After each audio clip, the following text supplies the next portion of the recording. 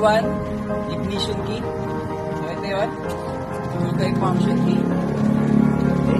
Pwede siya pang-open ng unit. Dito. Tapos, number 2, battery compartment box. Ito siya. Ayan. Ito yung compartment box sa likod.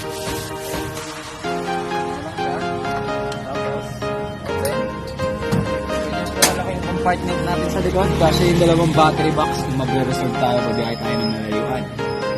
Tubeless start, first sa iba, kailangan pa ng interior. So ito, just na 3.8 front and rear yan. Aluminum alloy, max.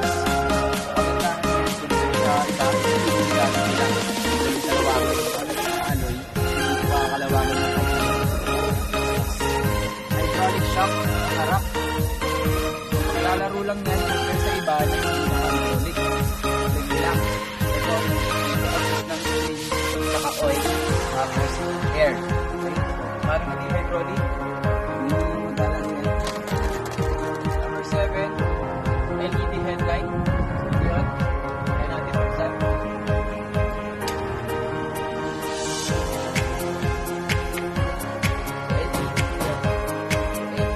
Motorized wiper.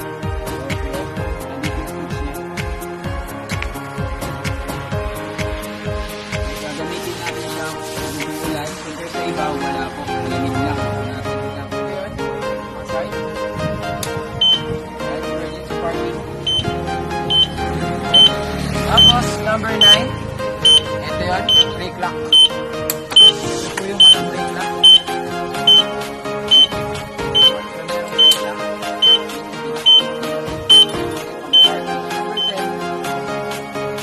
Keyless. Okay, so ito yun. Pwede siya mapapaandar mo siya kahit wala siya. Kung sa iba, sila gagamitin mo. Alarm niya. Lalak mo ito niya. Dito ba sa baba niya? Switch or power button. Okay. Ito yun. Linear cycle.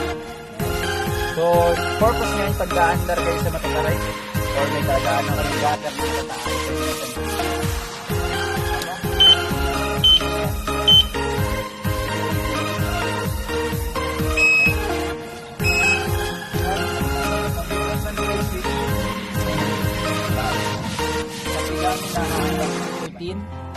Digital LCD monitor. Compare sa iba, analog pa siya. Okay? So dito makikita nyo na yung speed nyo kung gaano kayo kabilis maandar. Yun yung odometer nyo. Tapos yung battery percentage natin is by percentage na. Okay? So alam na naman natin kung malulobat na 20 to 10%. Okay? Hard screen. So ito yun. Tignan natin. Makikita nyo yung pagka full weld nya. Yan. Tapos tubular po yan. Iba yan. Wala bubong yan, ang pambahay ng bubong. Ito yung bubong na pinis namin. Kasama ng trapal. Ayan. Ayan na siya ibababa. Ayan, may zipper yan.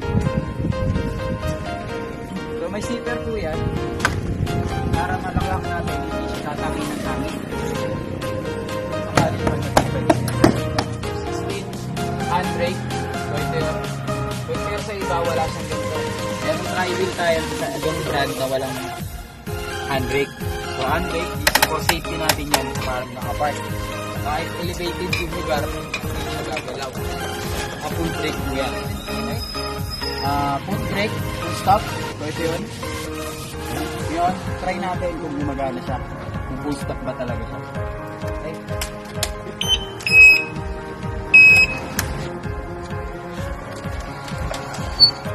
So full stop siya. Effective. So maganda talaga. 18 differential motor. Ito yun. Kumpara sa iba, naka-dynamo yung iba. Okay? So dito sa differential motor, mas malakas yung ahonan niya. Then kaya niya magbuhat ng mga mabibigat na bagay. Okay? So mai-exceed natin yung load weight niya. Load weight niya S1 is 300 to 350 kilograms. Okay? Ang wattage natin is 650 watts.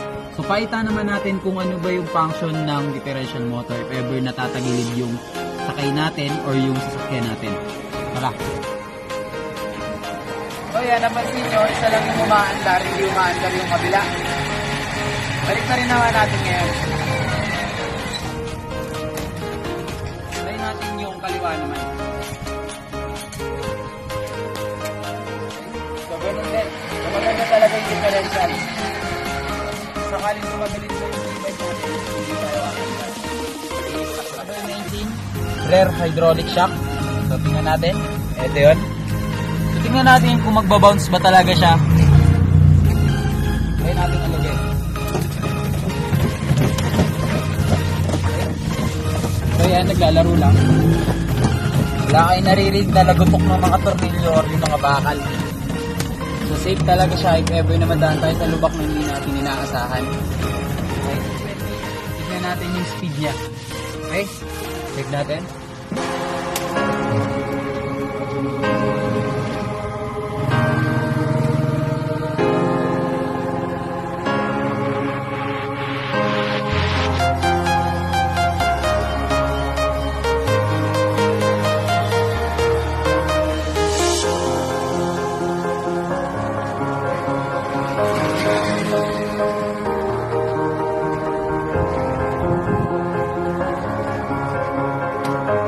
Maganda yung arangkada niya.